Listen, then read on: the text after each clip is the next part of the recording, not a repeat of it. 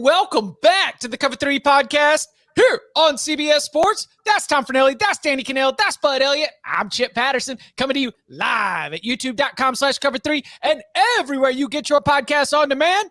Thanks for hanging out. Smash that subscribe, smash that like, and come and join us in the chat, a.k.a. the Cover 3 Tailgate, where, yes, Ryan, we hear you. Chop, chop, lawyer boy Bud. We are going to need Bud Elliott's legal expertise because, among many things, and yes, as you see by the thumbnail on YouTube, the headline in your feed, our main order of business is to finally put a bow on the coaching carousel, a carousel that went all the way back to July with Pat Fitzgerald being dismissed and was finally buttoned up last Friday with Sharon Moore. Extensive coaching carousel, lots of movement. So we're going to be talking about coaching carousel superlatives, ways to highlight some of the biggest storylines, some of the most interesting hires, and the talking points for some of these coaches, which will be heading into their first year in 2024. But initially, the thought was, okay, we'll talk about Tennessee facing some NCAA violations. Oh, no, but we've got outright war now. That's right, because the state of Tennessee, joined by the state of Virginia, filed a lawsuit against the NCAA. Now, you might remember that, thank you, producer Jordan, who I'd already told him he's got full message board brain. I mean, he is ready to go into a holy war, a crusade right now for all that is right and just. We know that 10 different states, plus the Department of Justice, plus the District of Columbia, have an ongoing lawsuit against the NCAA, antitrust in nature, over transfer rules. Now this is just straight up against all NIL rules. So, Bud, before we get into the violations, I want to talk about what's sort of like here on our desk this morning on Wednesday. When you see this legal action from the state of Tennessee, from the state of Virginia, how do you see this in terms of the long game? Like, can you place us not necessarily within the text, unless, of course, that's important to you, but what exactly is happening here between Tennessee and the NCAA? Sure. So Pat Forty reported yesterday for Sports Illustrated that the NCAA was investigating and I guess had some, maybe a forthcoming notice of allegations against the University of Tennessee for NIL-related activities. Spire Sports, who we've actually had on the show, to explain how a collective works before. And it came out that it's about the Nico Imalieva situation, which was a pretty public reporting done, $8 million allegedly type thing back in like 2022, I believe it was. So March of 2022, I believe, is what we're circling for that. So Tennessee is, and I think that it's important to note here that I believe are still on probation for the Jeremy Pruitt stuff that they used to turn in Jeremy Pruitt and fire him for cause to get out of paying his buyout. So they have some real skin in the game here to not get hit with a repeated violator thing, and they are firing back in a pretty substantial way. They are saying, "Hey, what we did was legal now, but it certainly was legal at the time that we engaged in it." The collective did not strike the deal with Nico contingent on him attending any school. They struck it in California under California law, which allows high schoolers to be paid NIL. And basically, NCAA, you can't have your cake, which is we don't want to really put any rules on NIL because we want to delay, kids becoming employees for as long as possible. And hey, let's throw our hands up. We're helpless. Can't have your cake and eat it too, which is enforce ambiguous and ever-changing rules. So Tennessee's like, hey, yeah, we're not going to get punished over stuff that you didn't make any rules for, which was your own fault for not making the rules, although they are sort of one of the member schools. So in some very small way, the fact that we don't have NIL rules is also a result of the schools. And today, the state of Tennessee, joined by the state of Virginia, is suing the NCAA, which I suggested they should do yesterday on Twitter, that eventually somebody's going to say, hey, like, there's a fundamental right to earn a living via NIL, just as there's a right to earn a living in many other ways that are legal. And you, the NCAA, with these rules and trying to enforce them, is engaging in anti-competitive behavior, which is a violation of the Sherman Antitrust Act. Thus, we are suing you in federal court. And if I had to guess here, I'm going to bet that we'll have other states join as well, because that's kind of what happens That's what happened in the West Virginia case, which is what is currently happening, as Chip mentioned, with the regulation in terms of the number of transfers. Again, can you put non-compete type things on people that in the same filing you're saying are not employees? Probably not, right? So, I mean, throughout the course of human history, people have fought really hard to keep their labor unpaid, right? Like, I mean, you know, the NCAA, that's what the NCAA is doing here. They want to make sure people don't get paid. And they're eventually going to lose. I think the question is when. Okay, so that's the big picture. Yeah. Danny, do you think Tennessee's going about this like the right way? Like, when we get the word that because look, the NCAA does not comment often on ongoing investigations, but boy, we got some leaky faucets where we can get a sense of sort of like what's going on with the NCAA. The NCAA is trying to be tough right now. Do you think they've got any good angle here to try to create some problems for Tennessee in a way that would jeopardize Josh Heupel, Nico Iamaleava, or sort of what is a bright future for the Vols football program? This is kind of similar to what happened when Florida State sued the ACC. Remember what we said? All the other ACC schools should be happy that they're doing the dirty work, right? They're taking the risk, putting their name out there and trying to see what they can do.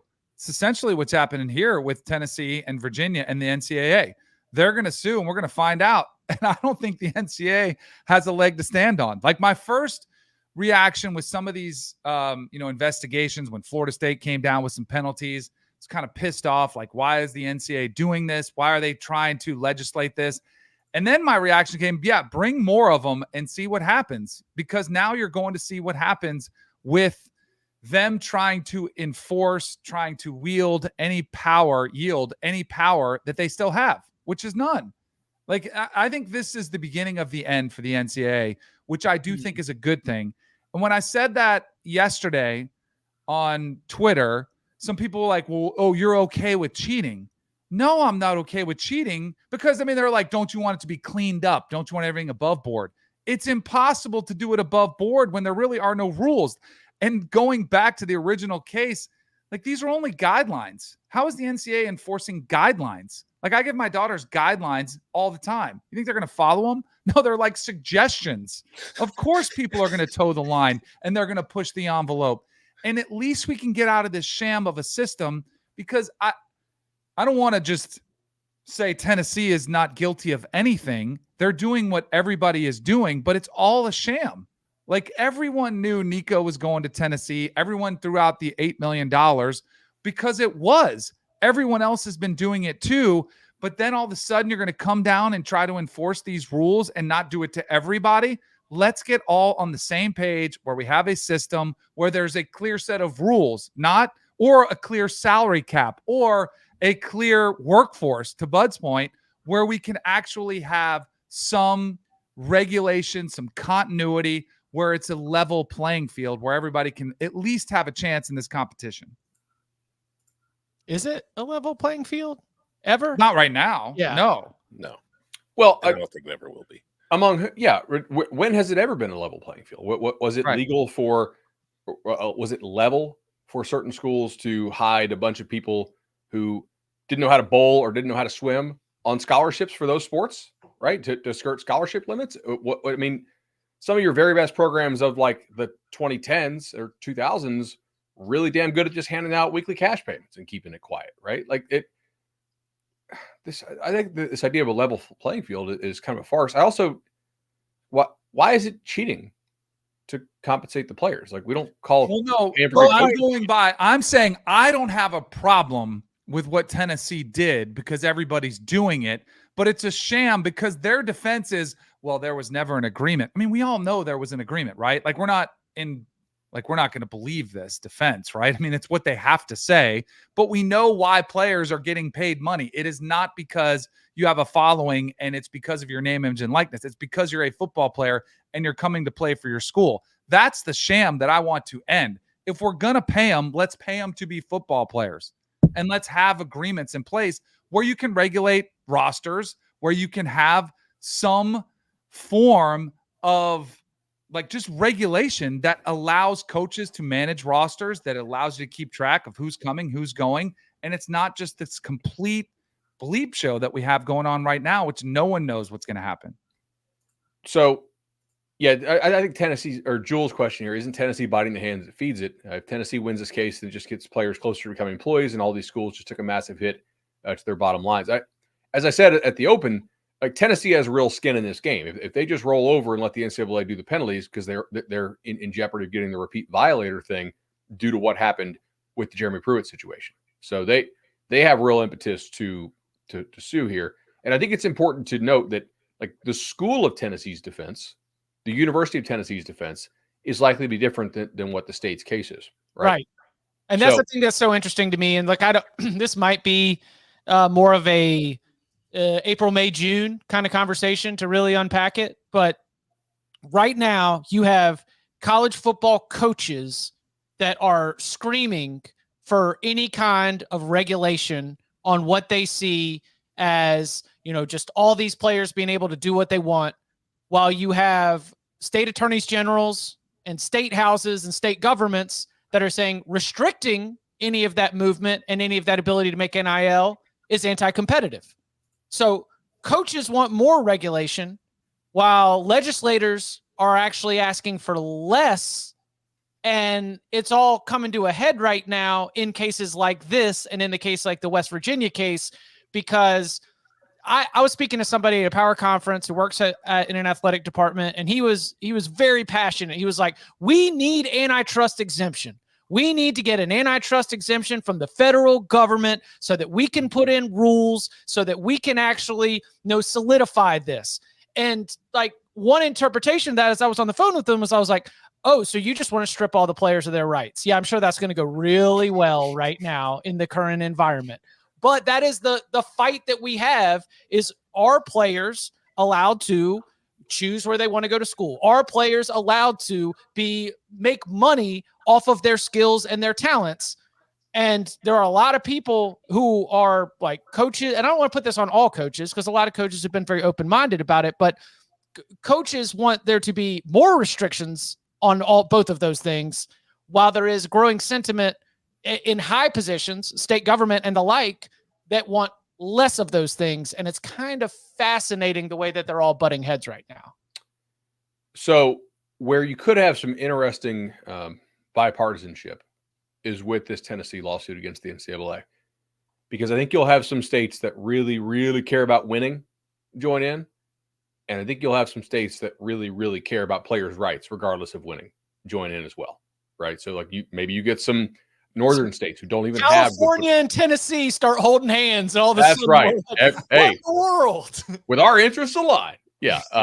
So, and you mentioned cases. I mean, we have the House case out there that is the one that I think everybody who works in athletics administration is watching very closely, because that's your back NIL case, right? That basically, hey, we were owed this, your rules prevented it, and the settlement could be $3 billion.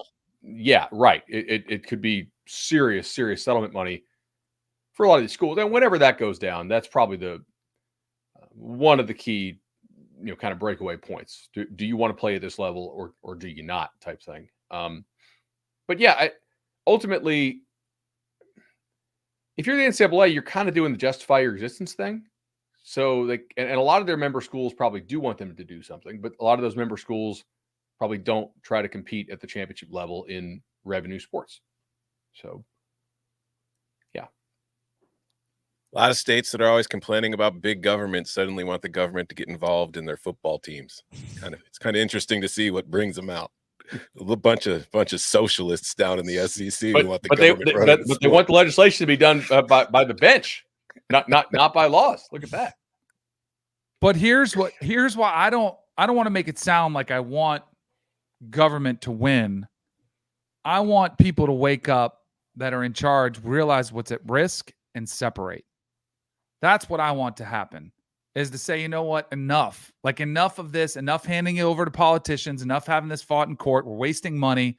Let's separate. We've talked about it. When football can become its own sport, its own entity, when you can regulate itself, have a commissioner, have a union. Like it already feels like the minor league NFL. Let's just make it minor league NFL and we can get to that place. Like Tripp in the comment section, he put, it's just an inefficient market. It was back up there a while ago. Everybody's freaking out about NLI because it's just an inefficient private equity market. wants in. Right. But what I'm saying is that the NIL isn't the finished market. The whole thing is inefficient. The whole thing is broken. It's not inefficient. It's broken because NIL in the truest sense of the word isn't even what we're talking about. Let's get it above board where we know what players are being paid, what type of contracts are they signing, so that you can have more continuity and you can have, again, like roster semblance, and you could have a salary cap. Like, let's get to that point because I think we're going to get there in 10, 15 years eventually. This lawsuit, I hope gets us there sooner. Do you think that's more or less likely to make that happen? This lawsuit? I think it is considerably likely that Right. It speeds up the timetable. What's that timetable look like? 6 months. No, Maybe 3-4 years. Yeah. At least. I've got Nothing in courts ever moves quick. right.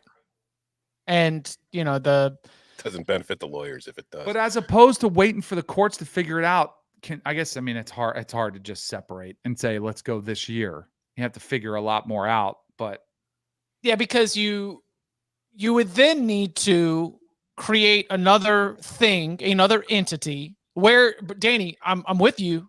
You would be employees, and you would have contracts and you would have a union and you would collectively bargain all the different pieces that could be. And there are, a lot of people like the Pac-12 case right now, USC, UCLA, National Labor Relations Board, that's going to pick up, I think, maybe this week, if not here in the next couple of weeks, in terms of moving that on down the line. There are individuals who have been imagining, what it could look like where you have collective bargaining in college football and in revenue sports.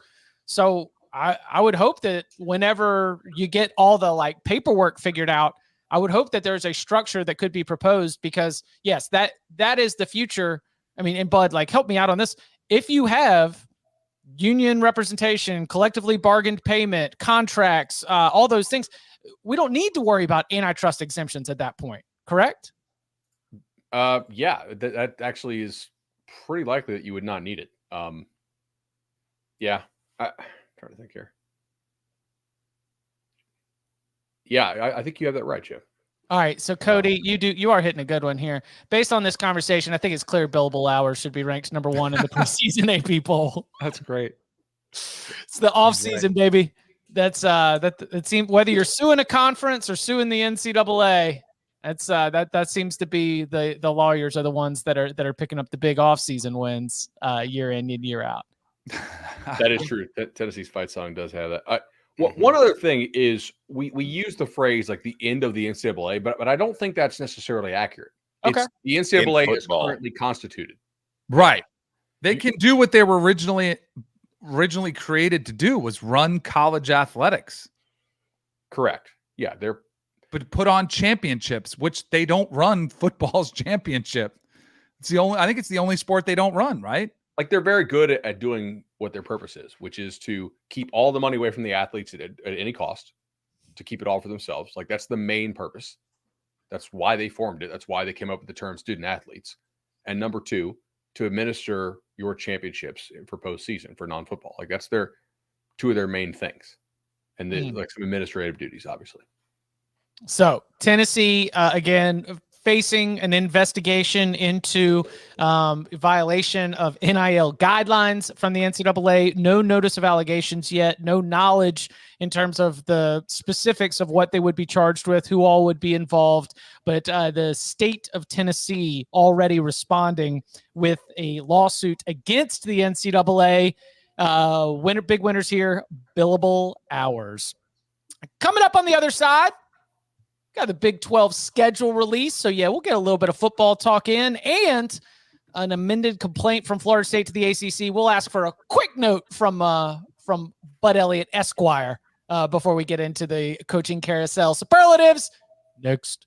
Out there are 2 colossal beings, both forces of nature in their own regard.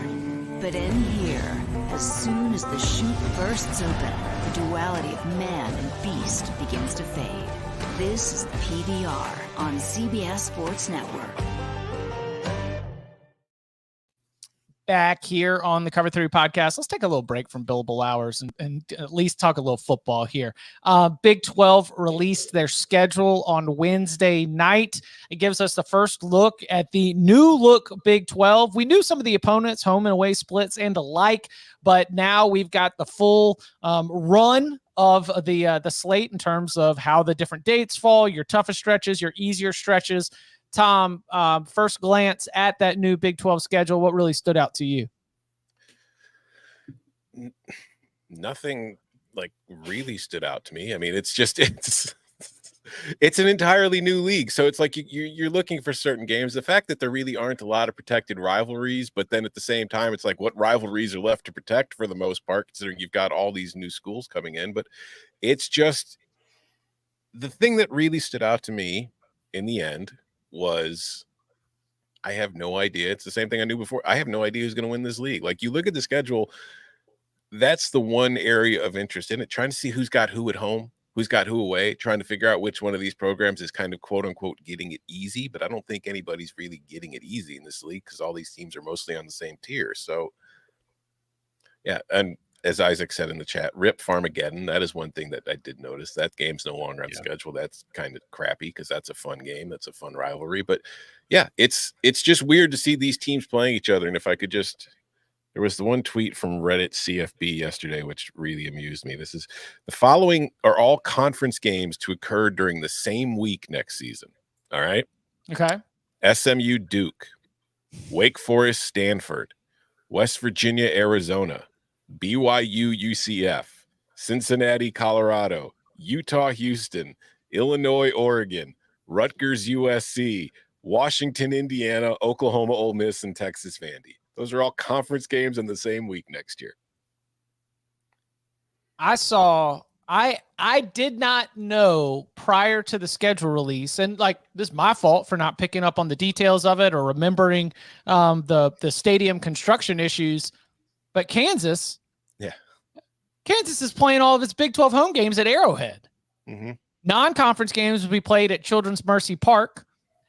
But if you take out that aspect of they're not going to have, all the home games like they would right there in Lawrence, kind of favorable draw. I mean, yes, at Kansas State on there, October 26th, that's going to be a little bit difficult. But when you think about some of those other teams that we expect to be up in that top tier, I do not see a Utah. I do not see an Arizona.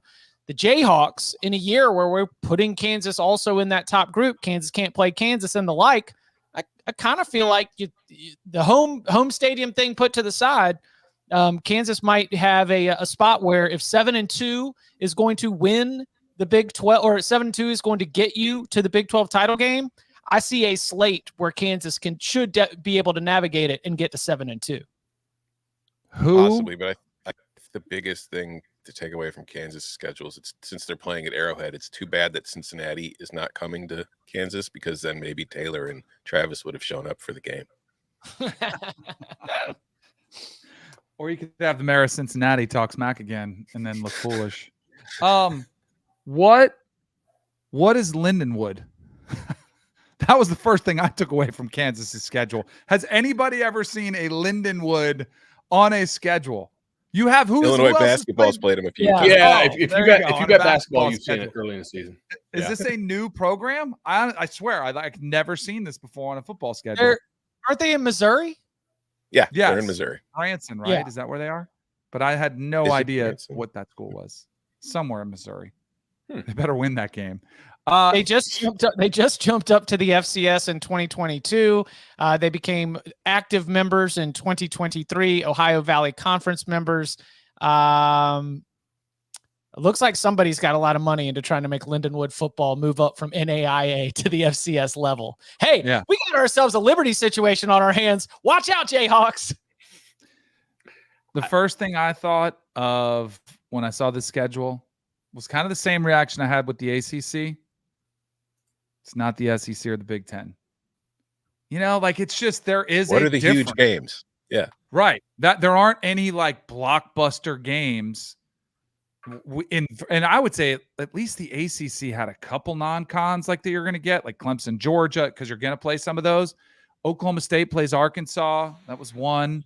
I don't, but like where are the big blockbuster games? To Tom's point, there just aren't many, and I think that's really going to hurt both of these conferences trying to get two teams in. Like, good luck trying to get two teams in. It's probably just going to be the conference champ. No, I think the ACC will get two teams in. The Like, ACC fairly- has a chance. ACC, Big 12. Big 12, Yeah. we will see. Look, if you're a good team and you run good and you go 12-1, but you lose the conference title game, I think you would get in. Hell, TCU made a 4-team playoff doing that just 2 years ago. So I think 3 or 4 would be very difficult in many years. But I do think that 2 is I don't think 2 is impossible at all. I think really. 2 is the max the Big 12 or ACC are going to get. Yeah, I wouldn't love the ACC and the Big 12 together because, like, to me, the ACC. I'm not, but I just. But they have 3 teams that actually compete for national titles. The Big 12 has 0. Yeah. I mean, like, there's a real clear line in terms of like the quality of player of the not of the average team in the conference, but of the top teams in the conference. There is a real athleticism difference if you compare like a Clemson, Florida State, Miami to whatever you want to throw out from the Big 12. Like, it's different. Now, the average teams, no, it's probably actually advantage Big 12. I think the Big 12's middle is better than the ACC's middle in some cases. Yeah, like going back to what we were talking about a second ago, though, like with the big games, like think about it this way. Big 12's TV deal, is like with Fox. What And game? ESPN. It's both. And ESPN, but what ESPN's never going to do it. But what game on that schedule did you look at and say, okay, that's the big noon Saturday game? Dion. Colorado, North That's what I'm Dakota saying. State, week 1. Maybe, or Colorado at Nebraska in like week 2. Right. But it's like But outside of. They're a touchdown favorite over North Dakota State. Like, if they lose that game, then Big Noon going to Nebraska for Nebraska, Colorado looks kind of silly. Like, they better win that. It's just it's like outside of the Dion factor, there isn't a game on this schedule to me that screams, okay, that's the big game of the weekend. I think you'll see more Big Noon later in the season when you have certain teams that are off to that 7-0, 8-0 start. And then it's Big Noon because of the ranking next to their name in the polls. But You're meaning there's probably going to be a Big bigger 12, Big 10 game that same week. Yes. Right. They got to go a couple times to Big 10. And it'll probably be Colorado. And it'll probably, if they're 1-0, they'll get it out of the way early. You know how sometimes when we're doing our Wednesday shows with big game breakdown, we end up kind of doing like a medium game breakdown or just running through other things that are interesting. Yep. Big 12 games are going to show up in the medium game segment in like every week. I'm going to be sitting here beating the table on going into October 26th, where I'm like, y'all, Utah at Houston is a really good game. Okay. We're talking about Kyle Whittingham's defense against Willie Fritz. I mean, there's some salt going on in this game, but I'm not going to be able to sell that, like it's not like the breakout video on the Houston, Utah is going to just run up and do numbers, but the Big 12's got so many interesting coaches and matchups that they're not going to get Big Noon, Tom. You're right. But I can still get a little bit excited about it. Yeah, I think it's going to be a highly entertaining league. It'll be fun. I mean, more from the macro sense of looking at it. Without like how many top 15 games. How many top 15 programs are we seeing right now in any of these matchups on either side, non-conference or conference? Towards the end of the year, we'll have some because their records will dictate that the pollsters move them up. Sure. Are they actually top 15 like power rating? Probably not in most cases, but some I think would be. Now, I do have a couple other takeaways here. Okay. Arizona State's schedule is brutal. Yep. Have you looked at this? I mean, non-con is Wyoming, Mississippi State at Texas State. It's always important in the Big 12 games to figure out who plays 5 home or 5 road. They get 5 road this year. So have fun with at Texas Tech, at Cincinnati, at Oklahoma State, at Kansas State, at Arizona, and then mixed in with home games, Kansas, Utah, which print is tiny. Is that like a true neutral site or something? No, it's in Tempe. I've got it as Tempe. All right, and then UCF, BYU. So so Arizona State has to play that non-conference, which I already said is crazy hard. And they play Arizona, Kansas State, Oklahoma State, UCF, Utah, and Kansas, and Texas Tech, which might be like 5 of the top 7 90% of the teams. top half of the league. Yeah. That is insane. Who did Arizona State piss off within the league? Like I know, man, that is. They looked at the roster and said, "This team isn't ready anyway, so we might as well just hammer them over the head in this season, so that way when they're ready, they got a winnable schedule." That's a good point. Like Herm Edwards screwed that program over really hard. So you hire Dillingham because you're going to be, patient with him. It's probably like a 5 or 6 year type thing if it works. Get it out of the way now. I mean, sorry, I'm not going to just like drag him, but he might deserve it. Y'all see him talking about how he recruited Brock Purdy? Yeah. No, I didn't. Tell me. Oh, yeah. Just ask him. Yeah. I mean, said he went to Iowa, right? He said he was recruiting him really hard, but he ended up going to Iowa. So they did recruit the brother Chuba pretty hard. So I don't think he's lying about that, but obviously they didn't get him. Right, but I mean, that's like recruited Brock Purdy too. They didn't get him. Yeah, it's like I saw him early. I had him first. All right, Herm, what do you think about Antonio Pierce? Does Colorado make a bowl? All right, let's see. Colorado, do they make a bowl? Their schedule win total is 4.5, by the way. Well, but it's 4.5 like juice crazy over. And then Minus another site that we're not going to name has 6 juice under. I'm going to say they beat North Dakota State because North Dakota State, like last year, was not the same North Dakota State that we might be used to. I have them losing at Nebraska. They can beat Colorado State on the road, although as we saw last year, might not be as easy as they hope. Baylor at home. Yeah. It's one they got to have. They got to have that. Yeah. UCF on the road. No, I think KJ Jefferson's going to run them over like the tank. Kansas State at home. Depends on Avery Johnson, but I'm going to lean probably Kansas State. At Arizona. No. Cincinnati at home. Got to have it. Must win. Got to have. Yeah. Texas Tech on the road is going to be tough. Utah at home, good luck. At Kansas, good luck. Oklahoma State at home, I don't know. It's going to be tough. They have to win the Cincinnati game. They have to win the Baylor game. They have to beat They have to beat North Dakota State, Colorado State, Baylor, and Cincinnati to even have a chance. I think they got to win in Lubbock. I've got that one. If they can go into Lubbock and win, you've at least with Oklahoma State, you've got the variance, right? Like Oklahoma State capable of beating Kansas State and Kansas in back-to-back weeks, but also getting blown out 45-3 against UCF. Like if they can go into the Oklahoma State game in Boulder with 5, then yeah. But I think to get to 5 before the last week of the season, you probably need to beat Texas Tech in Lubbock, and that would be the toughest one there. Ye of little faith. I'm capable of separating my long-term doubts about Deion because they're not doing a damn thing at recruiting high school. And so I have real questions as to whether he's going to be there in 2025 or 2026. Well, his kids just bought him a house, so he's going to be there for a while. Well, I mean, sure, but he's got a ranch in Texas as well with a nice fishing pond. I'm going to separate that from my evaluation of this team. I think this team will be better than it was last year. And last year, brand new coaching staff, brand new roster, literally hey, my name is, and just they all got to meet each other. And they could be better just from continuity for this year. I don't think that they're, I think a bowl is possible for Colorado. I will say this. The offensive line, it would be hard for it to be worse. Yes, I agree. And they have brought in new guys. So I think early in the season, it could be kind of a problematic, but overall, it's just going to be hard for that line to be worse than it was. Doesn't mean it'll be better. Who are the coordinators? Do we have a defensive coordinator yet? No, but they did go with Shermer for OC. That's right. Yeah.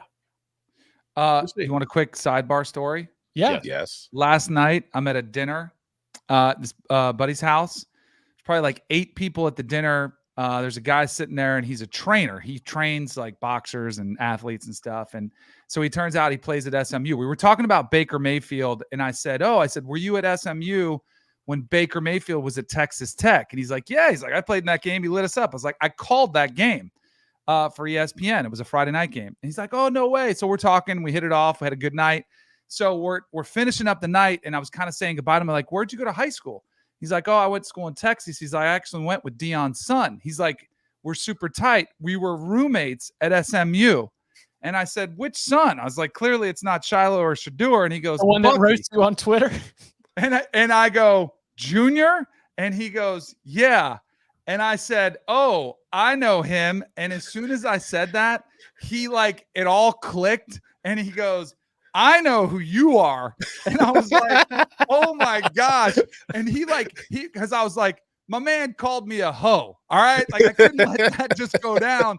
So he was dying. It was hilarious. It was good. He took a selfie. Like they're still boys. Like they talk all the time. So he took a selfie with us. I said, "Hey," I said, "tell him there's no love. Like I don't have a problem with him. It was a Twitter beef. It is what it is.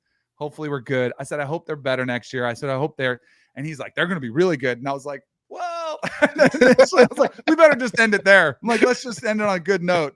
But it was pretty small world type of story. It's pretty funny. That's pretty. Hey, listen, if you and in Coach Prime wanna just air it out here on the Cover 3 podcast. Let's go. Open invite. There we go. I actually think it would be really fun. I think he'd do a fantastic job. I agree. Yes. And look, we're not hard to find. Right. Okay. Exactly. All right. Coming up on the other side, the business of the day. Breaking down the coaching carousel. It was a robust one. 28 jobs at the FBS level changing hands. So what are some of the biggest storylines? And more importantly, what are the superlatives? The coaches taking on the toughest job, the surprise hire, and, of course, in the spirit of the Fornellis, some of our own. Next. The biggest event in sports is coming to the entertainment capital of the world. CBS Sports HQ will have you covered every minute leading up to Super Bowl 58. CBS Sports HQ at the Super Bowl, getting you set with all the critical analysis you need. This league is decided by quarterbacks. He showed a lot of character in that moment. Great perspective, Josina. It's the moment you've been waiting for all season long. Ready, set, Vegas. Back here on the Cover 3 podcast, we've spent a lot of time talking about the coaching carousel from the 2023-2024 cycle. So before we put a bow on it, why don't we take one more spin on the carousel?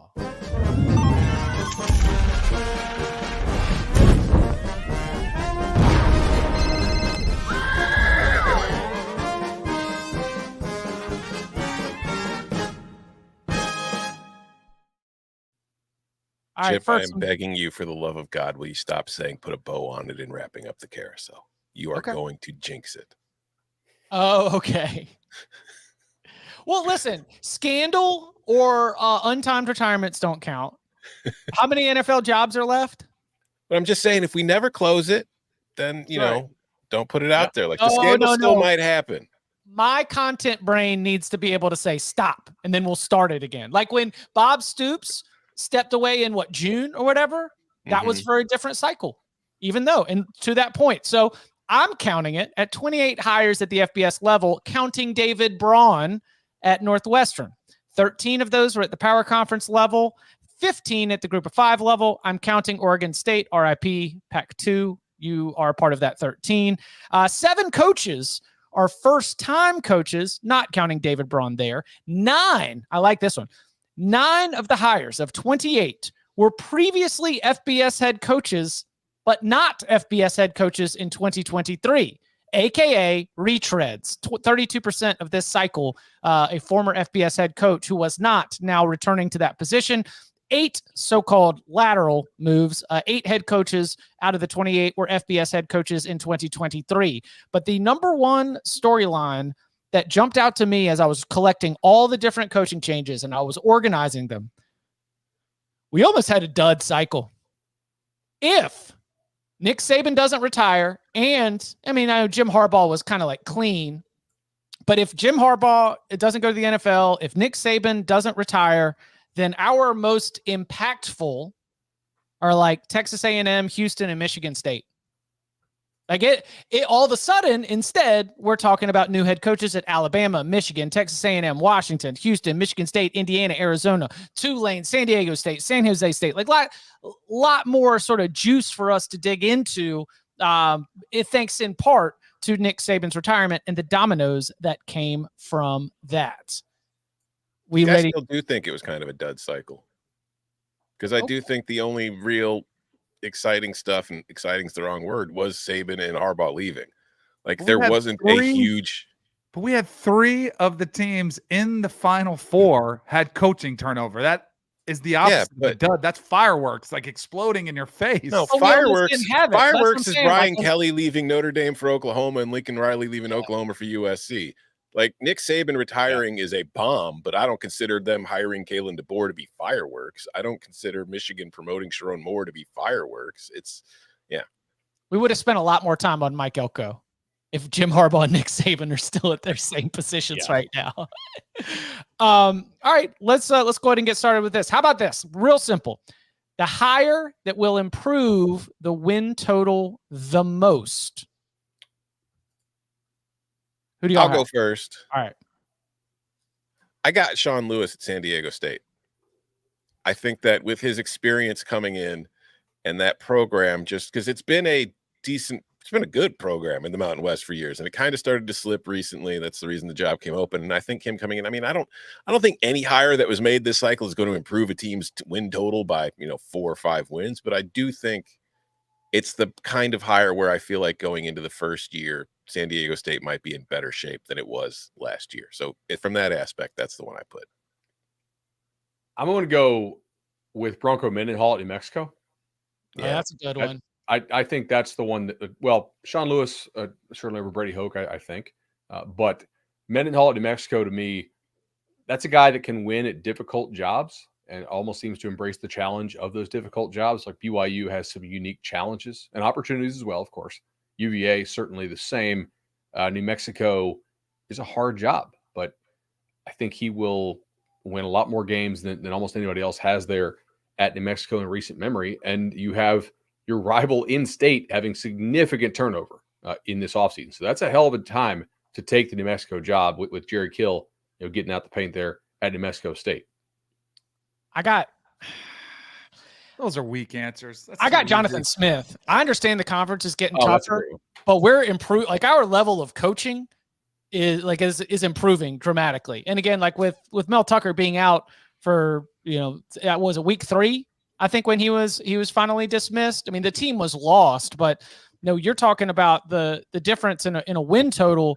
We are solidifying the program when it was unstable for much of the season, and we are getting what I think is, based on his experience at Oregon State, some real plus value coaching and being able to make the most of whatever the roster looks like. That team won 4 games last season, went 2-7 in Big Ten play. I think Jonathan Smith can get them to 8. And so a 4-win improvement, I think Michigan State is one place where you would see it. I think we should have done, and we don't know them because we don't have the win totals, but who will exceed the expected win total as opposed to who will improve from last year's win total the most. I think those are the easy answers. That's why I think Tom and Bud took the easy way out. I had Jonathan Smith, the first one for me, but then you start diving deep on the schedules because I really like Willie Fritz to Houston coming off a 4-8 year. I love it, but then I look at their schedule. They better get UNLV Rice. And then all of a sudden it's the Big 12 schedule looks that much tougher. And you're like, where are these exceeding wins going to come from? But I do think it'd become a little bit of a mess with Dana Holgerson. I think it's got some talent that he can bring in. I like him as a coach. So I think that program should be able to get at least 2 more, maybe 3 more wins in year 1 with Willie Fritz. But there's some tough games. Like which one are they going to be? It's tough to spot them. Those are 2 where I think that we pretty much universally agree that we've really liked those coaches for a long time, and bringing them in should give an opportunity for there to be a little bit of a quick turnaround. Yeah. Oh, sorry. No, go ahead. I'm going to say mine for the last. I have kind of an overarching feeling about this cycle that I want to share later. Okay. Which coach is taking on the most difficult job? Jeff Choate, Nevada. I think Jay Norvell told us everything you need to know about that job in terms of the level of financial commitment. So either him or there's like 2 other ones here, but everybody gets a turn. So if you don't hit it, come back to me. I would have said Bronco Mendenhall, and I'd like to hire just like you guys did, but that is a tough place to win. Called a game there, saw the facilities, saw the lack of fan support, kind of a dead atmosphere. There's not much tradition of winning. You really got to sell Brian Urlacher pretty hard. It's It's just a hard place to win. I do like the hire though, but I think it's going to be a project, a massive project. Did you see Diego Pavia peeing on the? Never mind. My coach taking on the toughest job was also Choate, but I will go with my second place finisher. I will go Bryant Vincent at Louisiana Monroe because that is another very difficult place to win football games. Man, So ULM had a change in athletic director. I think that played a role in Terry Bowden getting dismissed. Mm-hmm. And with the swiftness that the job was filled, it kind of feels like they've got some support behind him. I don't have a great commentary on the specifics of the powers in Monroe, but I will say that reading the tea leaves, I would hope that whatever you're going to get out of the ULM school and the program, that at least right now, Bryant Vincent, somebody who took on that UAB job under really tough circumstances, and I think did a good job with that group in that one season that he had, I would hope that he'd be able to maximize that right there. I got Trent Bray. Man, Oregon State's out here just lost in the wind with the scheduling agreement, and you don't really know what the future is going to look like. There's all these powers above you that you don't really control, and the only thing that you can do is try to focus on this team. Anybody on your roster who pops during the season is going to end up getting, recruited and getting ready for them to get poached. You're just managing so many distractions that are outside of your control, but yet incredibly impactful on your future there. And until we get a more clear idea of where the Beavers are going to be moving forward, I think that is I think he is a caretaker. I am not sure that he is set up to be able to be the head coach there for 4, 5, 6 years into the future. Interesting, because I agree it's a hard job, but I don't know that it is that much harder in the short term, because they're still going to have better resources than almost everybody they play. Right. Mm-hmm. Yeah. And he has familiarity with the roster. They're finishing up the stadium upgrades. Right. So I don't know. Like, that's a really interesting way to think about that. And this is why it makes a good podcast. Right. So but the uncertainty is something. As far as losing players, this might embolden their NIL actually, right? Like their donor base might be more fired up to keep guys, because they feel like they were wronged. They're not a program that has like crazy NIL anyway, so like they already were at the risk of losing certain guys if they had an awesome season. Power 5 level, Power 4. Kirk Cignetti, Power 4. Duh. Kirk Cignetti, Indiana. Do you think that is more difficult than Syracuse? Yes, because I think the ACC is easier. What's the goal? To make a bowl? For Cignetti? Yeah, it should be. Yeah, then it's harder. Yeah, and I think that's going to be the expectation. I mean, Tom Allen did get him 8 wins. He had 6-2 during the COVID year. And unfortunately, like those bars that are set, like that's what you have to try to match. Mm-hmm. And if you look historically over what Indiana has been, they've been way below that. I just think it's a tough job. Who's their permanent rival, Tom? Do we know? Purdue. Indiana, Purdue. Yeah. I don't play for the old Oaken Bucket. Okay. So like that's at least reasonable. It's not like they made up something where Ohio State was their annual rival now that they got out of the divisions. But I will say Syracuse has somewhat fixed their non-conference scheduling for the next couple of years. Like this year, Ohio, Holy Cross, UNLV, UConn. That's a bowl game type schedule I've ever seen one. Now next year they open in Atlanta, or 25, they open in Atlanta with Tennessee. So I don't know if that's a real smart move there. Syracuse, what are we doing? But orange on orange, let's go. Yeah. Tennessee will be like down 55 scholarships from this NCAA case by that. So Syracuse will probably win that one. Mississippi State, I think, is one we should mention here. I mean, the only 2 guys to have won there are like some of the absolute best offensive coaches and actually like coaching coaches, not recruiters, but coaching coaches like of our generation. So you would be Dan Mullen and Mike Leach. Yeah. In terms of winning there in the divisional era, which it's getting a little bit easier now, but that's still kind of a hard spot to win at. And I would throw in San Jose as well. I think give it a couple years, we may have a greater appreciation for what Brent Brennan did there. Like, that's not a place that has won historically at all. So this is less about resources and more about roster. With the exodus that occurred, in Harrisonburg, do you think that, and you said Holy Cross, it popped for me. Think Bob Chesney has a tough job taking on a JMU program that wants the Dukes to continue to compete for Sun Belt championships in a difficult conference after Kurt Signetti leaves, the roster loses a whole bunch of talent. Ultimately, I think the answer is no, because of the resources and the commitment that you've got from JMU to be really, really good.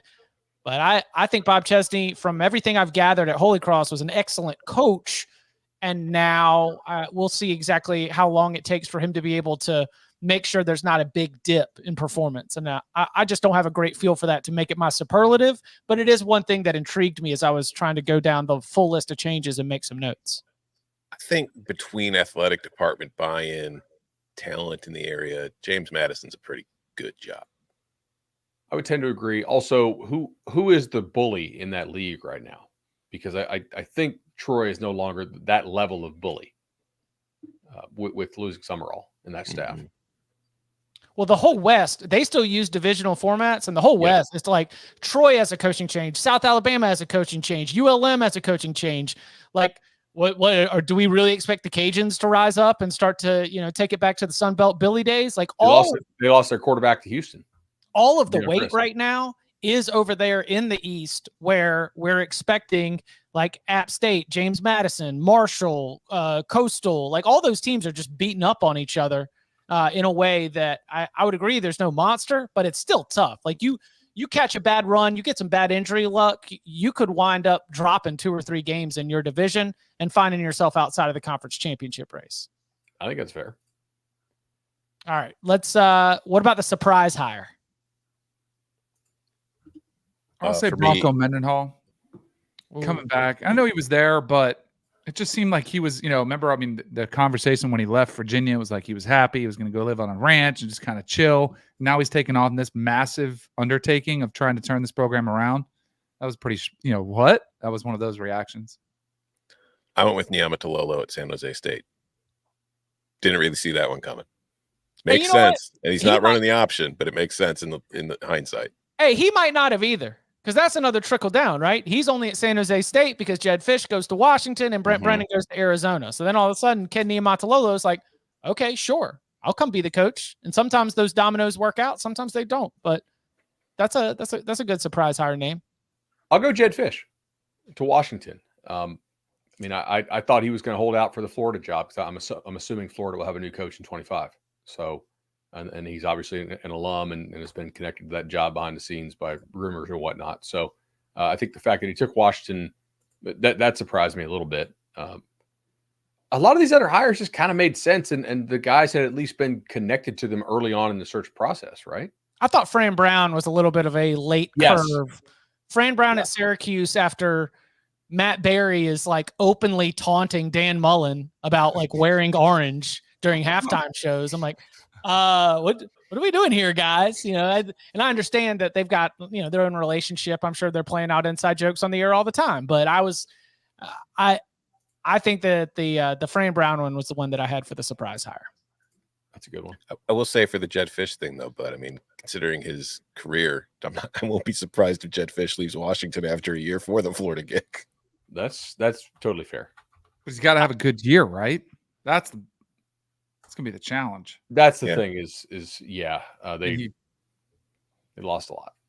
I did not think that Derek Mason was a surprise hire. I don't know where Middle Tennessee goes, and if he picks up the phone, area, if he picks up the phone and says he's interested, bring back the former Vandy coach to be able to settle in and see if he can help stabilize things. Maybe he wants to be there for 17 years, like Stockstill was.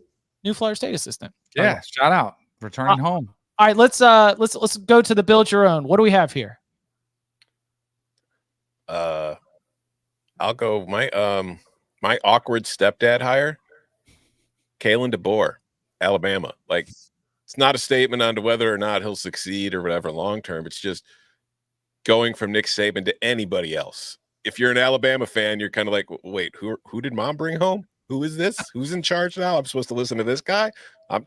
Where'd Dad go? So that's an odd situation for me. The culture shift hire, somebody we mentioned, Kurt Signetti at Indiana, because Indiana's actually showing interest in like spending money for its football program, because they spent the money to get rid of Tom Allen and they spent the money to bring Signetti. And if you're an Indiana fan, the last few years, that has been, if you're an Indiana football fan, that has been one of the problems, is a bunch of money has come into the Big Ten. Indiana hasn't really started spending like it yet. And I think this is a sign for them that they're finally catching on. Bad feeling about this hire. I love this coach. I've loved this coach for years. I wanted him at Illinois years ago when the job came open. He was one of my top candidates for the gig. Willie Fritz at Houston feels weird to me.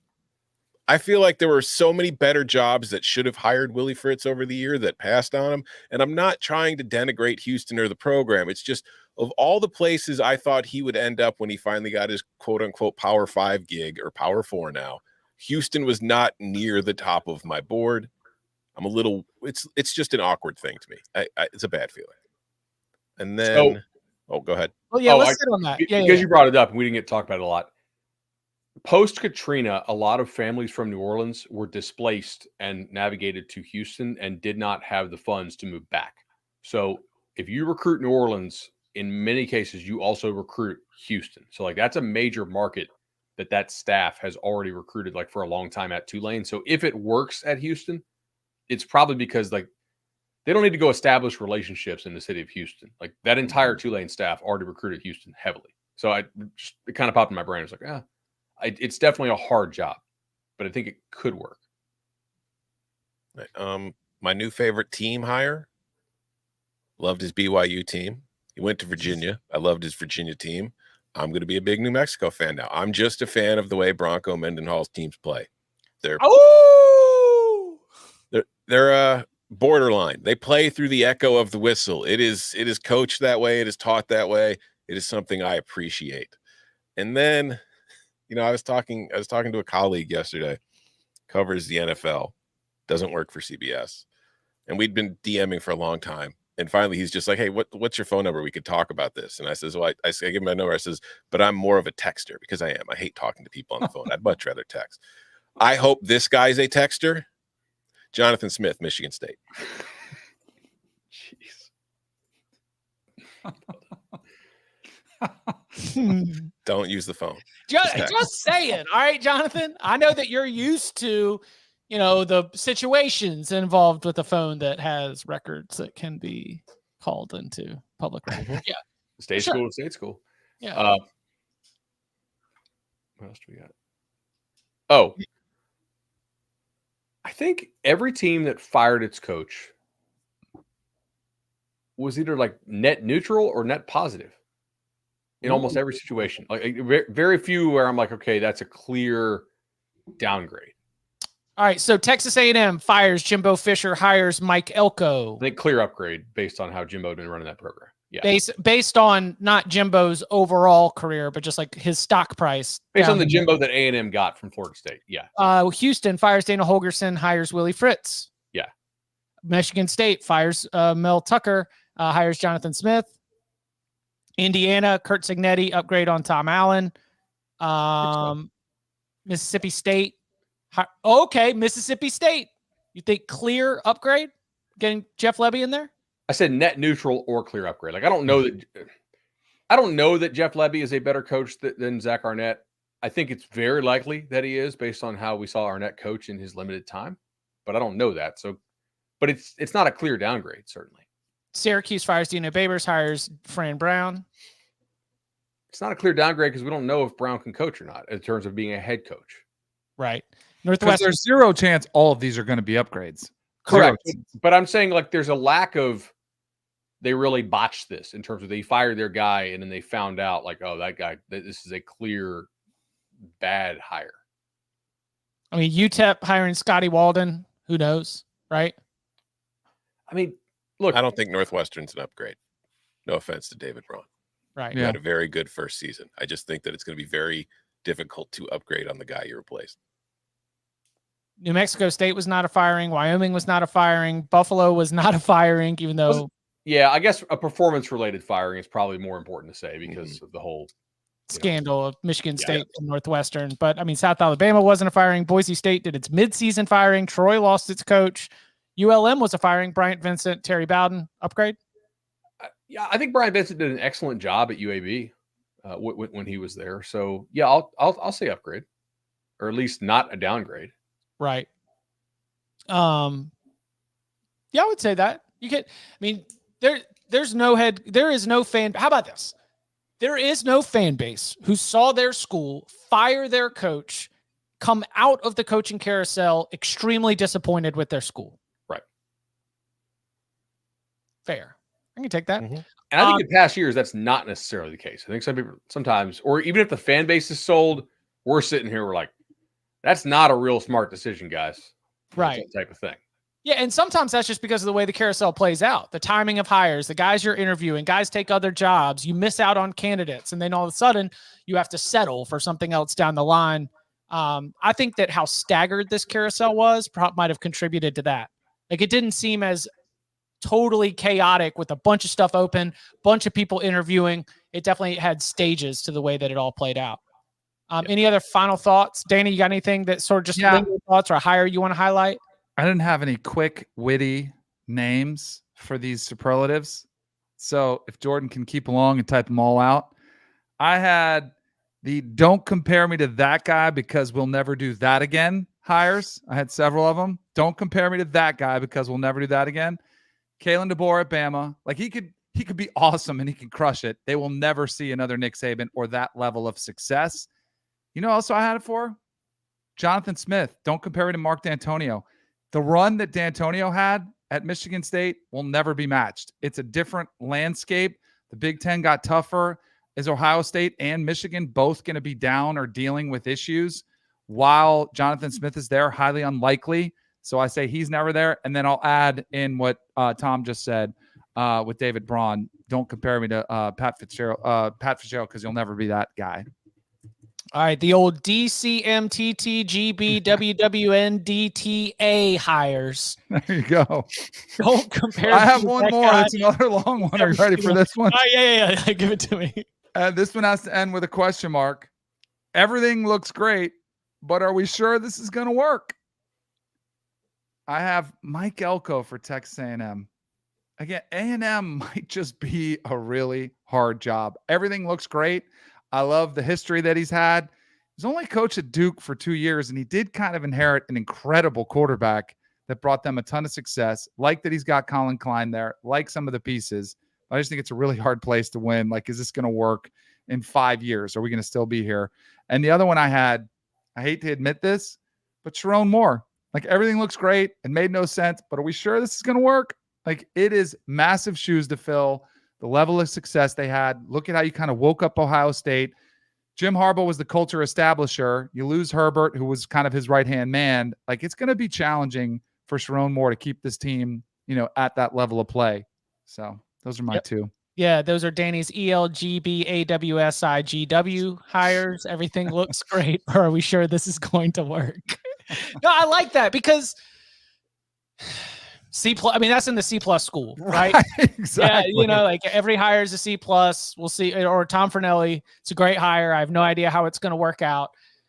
The idea of taking on the Texas A&M head coaching job, in my mind, with my biases, sounds terrifying. The expectations are through the roof.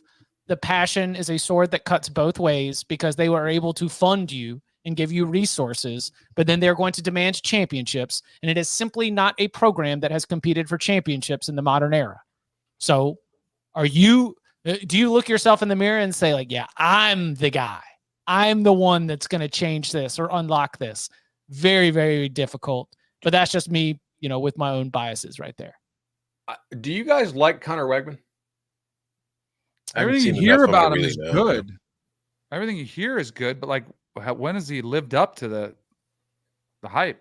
Yeah, I mean the Miami game, he threw it around decently, right? And then he got hurt. I was shooting some early videos that are going to come out, and the amount of love for Connor Wegman is substantial. If he plays up to that, Elko's going to have an awesome first season because they have a super cush SEC schedule. I mean, they draw Florida, Arkansas, Mississippi State, South Carolina, Auburn, Missouri, LSU, Texas. No Ole Miss, no Georgia, no Alabama, no Tennessee. I mean, that is if he would have played up to his hype, we still have Jimbo as coach. Right. That is fair. It just may be like the program Maybe is. that's why he didn't play up to his height. True. Yeah. And he was hurt.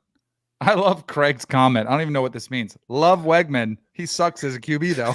Like, are you guys boys or something? You Great guys guy, hang on the terrible weekends? quarterback. Great dude. Like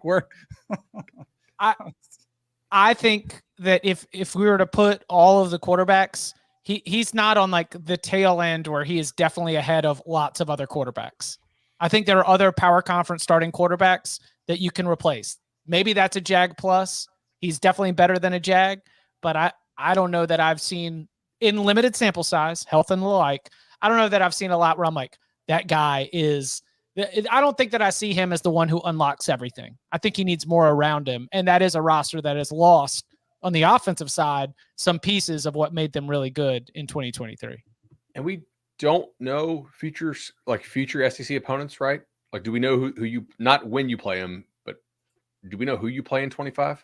Oh no, because you gotta leave spaces open for when you expand again. Well, right. So maybe they'll be like at Tallahassee, but this is why it's so important for Elko to get off to a hot start, because in 25 they go to South Bend, and they're probably, I would think, going to play some of the teams I did not mention this year, like Alabama, Georgia, those type of teams.